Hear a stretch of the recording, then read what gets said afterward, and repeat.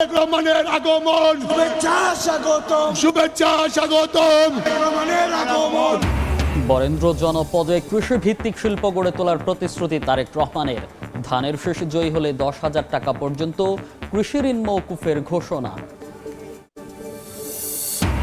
জীবন দিয়ে হলেও জনগণের অধিকার হরণ হতে দেবে না জামাত। নির্বাচনী সমাবেশে দলের আমির। 3 মন্ত্রণালয় দুর্নীতিমুক্ত রাখতেই পদত্যাগ করেননি 2 মন্ত্রী।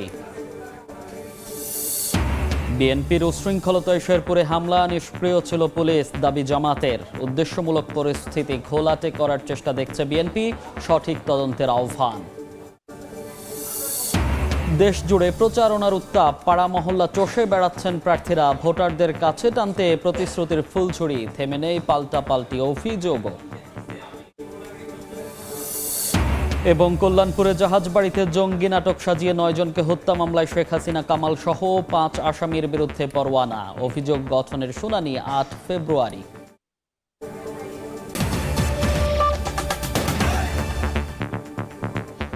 সময় সংবাদের সঙ্গে আছি আমি মনির হোসাইন।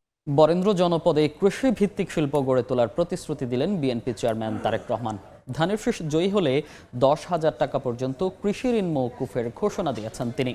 রাজশাহীতে নির্বাচনী জনসভায় নারী কৃষক কার্ড সহ তরুণদের কর্মসংস্থান তৈরিতে নানা প্রতিশ্রুতি দেন তিনি।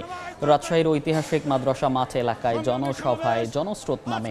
দুপুরে জনসভায় যোগ দিয়ে তারেক রহমান আরও বলেন, বিএনপি ক্ষমতায় গেলে গত 15 বছর ধামাচাপা রাখা বরেন্দ্র প্রকল্প চালুর পাশাপাশি খাল ও পদ্মা নদী খনন করা হবে।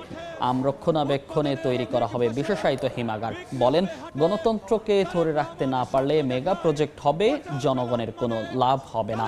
কোথাও অনাকাঙ্ক্ষিত ঘটনা ঘটলে সঠিক তদন্ত করে ব্যবস্থা নিতে সরকারের প্রতি আহ্বান জানান তারেক রহমান। বাংলাদেশের প্রাণের প্রতীক ধানের শীষ, ধানের শীষ, ধানের শীষ। বরেন্দ্র প্রকল্প চালু করার পরেই শহীদ রাষ্ট্রপতি জিয়াউর রহমানের সময় দেশ খাদ্যে দ্বিগুণ খাদ্য উৎপাদন করে। এখন সেই বরেন্দ্র প্রকল্প প্রায় আজ বন্ধ অবস্থা, তাই তো নাকি? আচ্ছা, আমি তো ভাই বহু বছর পরে আসছি, আমি কিছু জিজ্ঞেস করলে বলতে হবে তো আমাকে, নাহলে আমি জানবো কেমন করে? আচ্ছা, এই বরেন্দ্র প্রকল্প দেশনেত্রী খালেদা জিয়ার সময় শহীদ জিয়া যেটা রেখে গিয়েছিলেন, দেশনেত্রী খালেদা জিয়ার সময় এটিকে আরও বড় করা হয়েছিল এবং পরবর্তীতে বিশাল একটি প্রজেক্ট আকার ধারণ করেছিল। শুধু যে খাল, শুধু যে রাস্তা তা না, এটাতে বনায়নও ছিল, বনের ব্যবস্থা ছিল, ছোট বনের ব্যবস্থাও করা হয়েছিল। কিন্তু বিগত 16 বছর আমরা দেখেছি যে এটাতে কোনো কাজ নেই। স্বায়ত্তশাসিত প্রতিষ্ঠানের মধ্যে বরেন্দ্র প্রকল্প সবচেয়ে বড় প্রকল্প ছিল, যাদের নিজস্ব বাজেট ছিল প্রায় 1000 কোটি টাকা। যদি আপনাদের সমর্থন থাকে আরেকটি কাজ করতে চাই, ধানের শীষ সরকার গঠন করলে ইনশাল্লাহ আমরা পদ্মা ব্যারেজ নির্মাণের কাজে হাত দিতে চাই।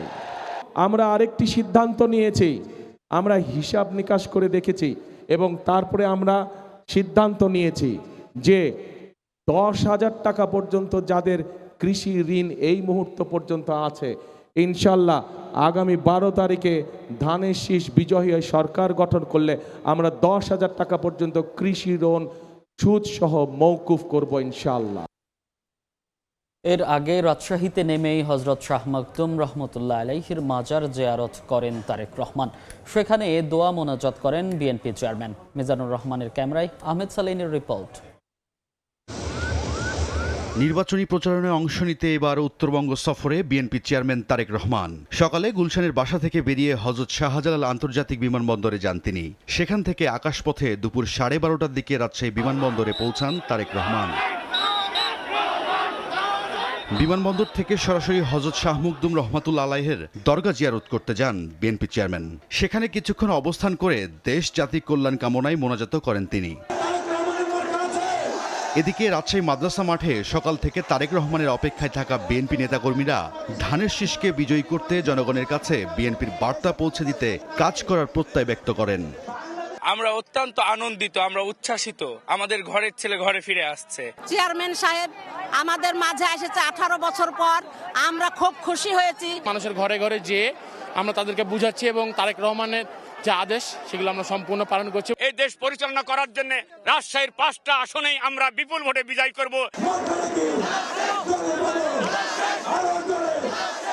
ষড়যন্ত্র মোকাবেলা করে বিএনপিকে বিজয়ী করা গেলেই গণতন্ত্র পুনরুদ্ধারের আন্দোলন সফল হবে বলে মনে করেন দলটির সমর্থকরা। রায়দুল ইসলাম শুভ, সময় সংবাদ। এরপর নওগাঁয় জনসভায় যোগ দেবেন বিএনপি চেয়ারম্যান তারেক রহমান। বিস্তারিত জানাতে সেখানে আছেন সহকর্মী এমআর রকি। সরাসরি যাচ্ছি তার কাছে। রকি, দীর্ঘ 17 বছর এই নওগাঁ শহর অবহেলিত শহর ছিল। দলীয় নেতাকর্মীদের এই মুহূর্তে পদভারে কিন্তু কানে কানে পরিপূর্ণ নওগাঁর এটিএম মাঠ। সকাল থেকে কিন্তু বিভিন্ন ব্যানার, ফেস্টুন, পোস্টার নিয়ে প্রিয় নেতাকে এক নজর দেখার জন্য তাদের এই প্রতীক্ষার প্রহর।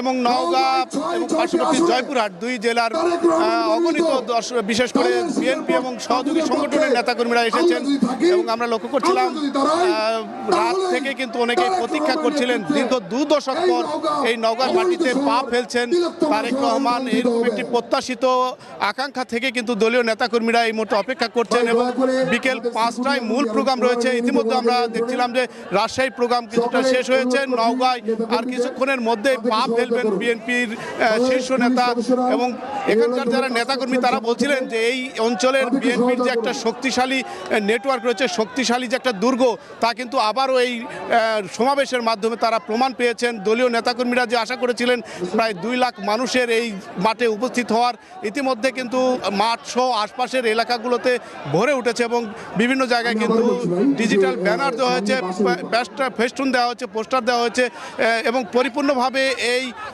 অনুষ্ঠান কি সাড়ম্বরে একটু সর্বোচ্চ পরিমাণে উৎসাহের সাথে প্রতিপালনের জন্য কিন্তু আমরা এই মাঠে আমাদের নেতাকর্মীরা একটা প্রহর করছেন।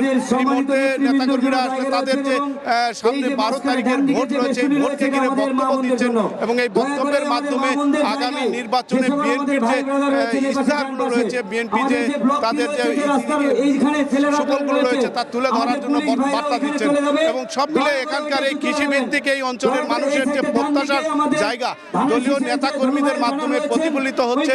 দেখুন জিয়ার প্রতি যে ভালোবাসা ছিল তারই একটি প্রতিফলন আজকের এই মাঠ বলে তারা অনেকটা তুলে ধরছেন। এই ছিল সার্বিক নওগাঁর এটিএম মাঠে তারেক রহমানের আগমনের যে খবর, সেই খবর আমার কাছে। সরাসরি যুক্ত ছিলাম নওগাঁ থেকে। জীবন দিয়ে হলেও দেশের জনগণের অধিকার হরণ হতে দেবে না জামাত।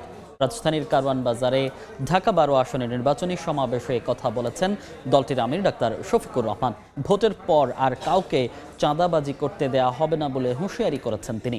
অন্তত 3টি মন্ত্রণালয় দুর্নীতিমুক্ত রাখতেই জামাতের 2 মন্ত্রী পদত্যাগ করেননি বলে জবাব তার।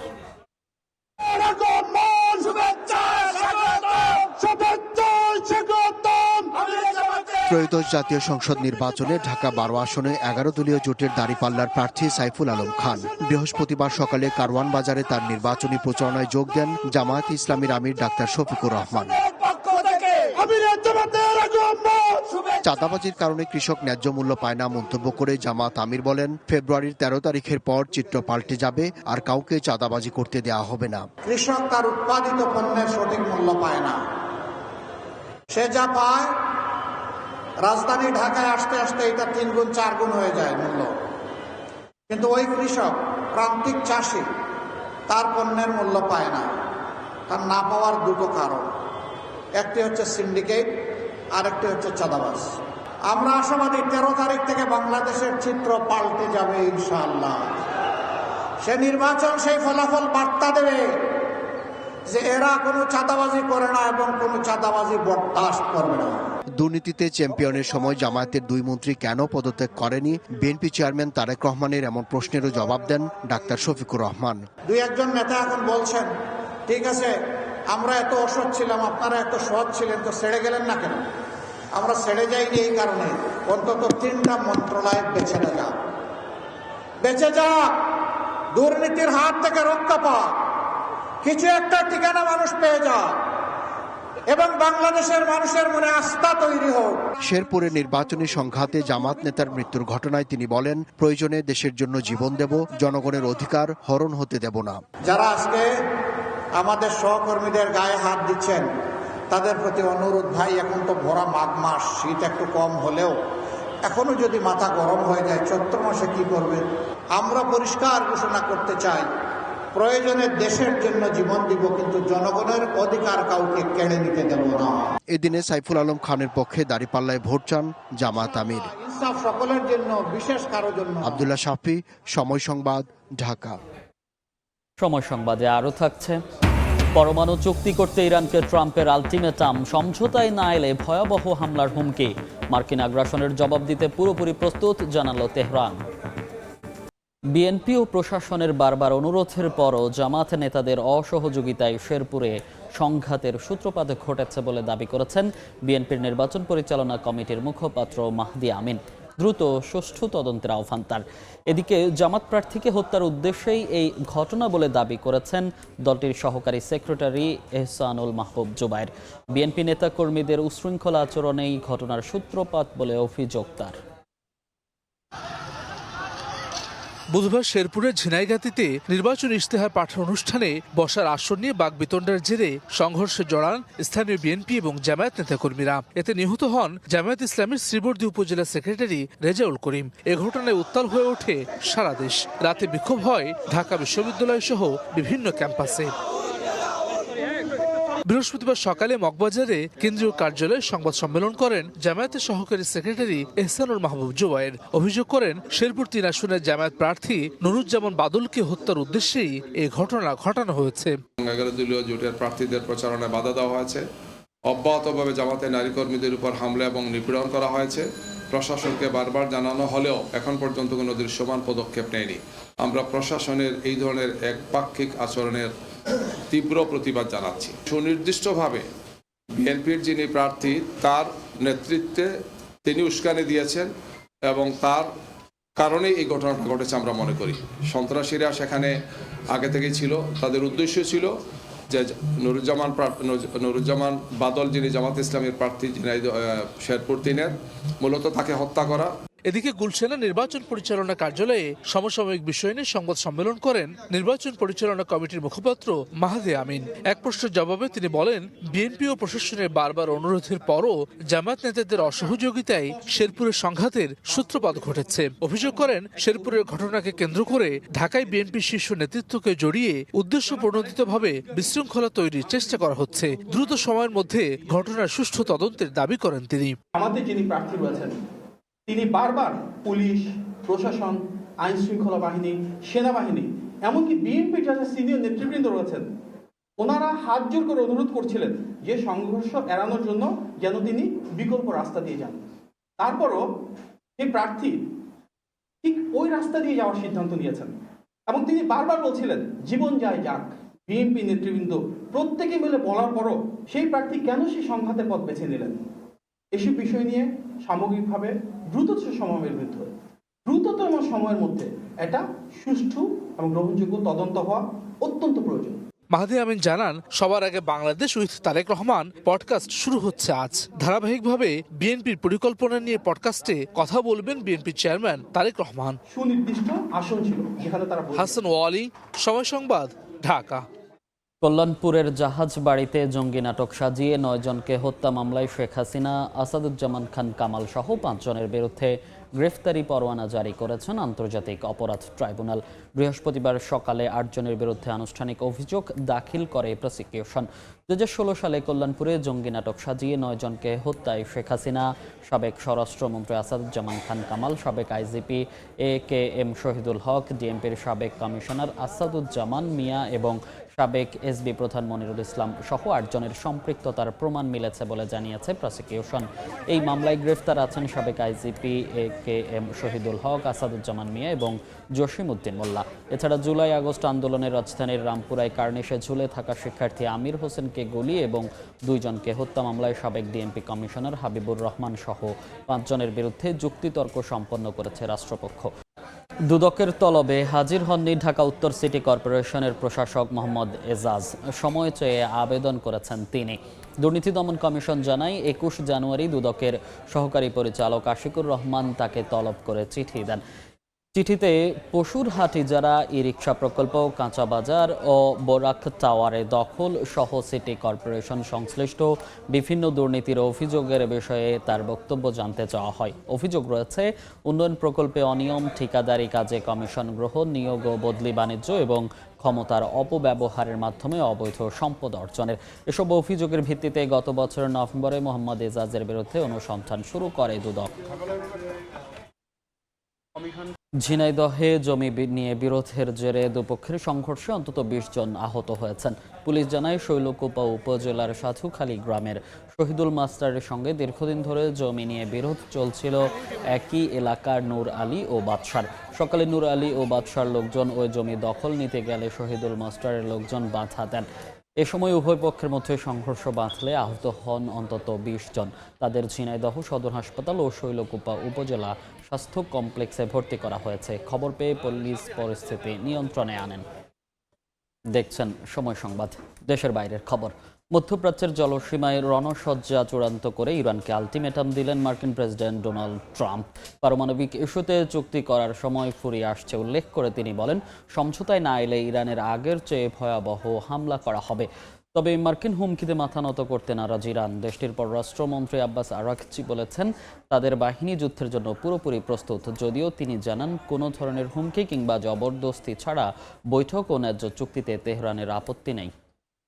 এই পর্যায়ে শীর্ষ সংবাদগুলো জানিয়ে দিচ্ছি আরেকবার।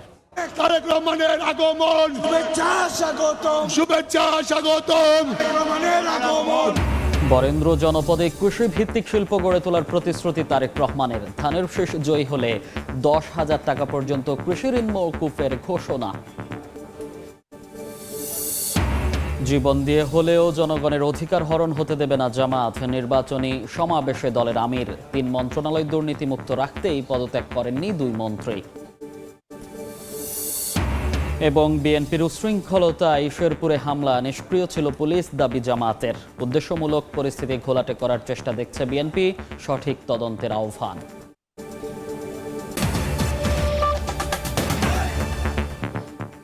এই ছিল বিকেল ৩টার সময় সংবাদে। এরপর আন্তর্জাতিক সময়ের সঙ্গে থাকবেন সহকর্মী ওমর ইনান। ধন্যবাদ মনির। আন্তর্জাতিক সময় নিয়ে আসছি কিছুক্ষণ পর, সঙ্গে থাকুন সময়।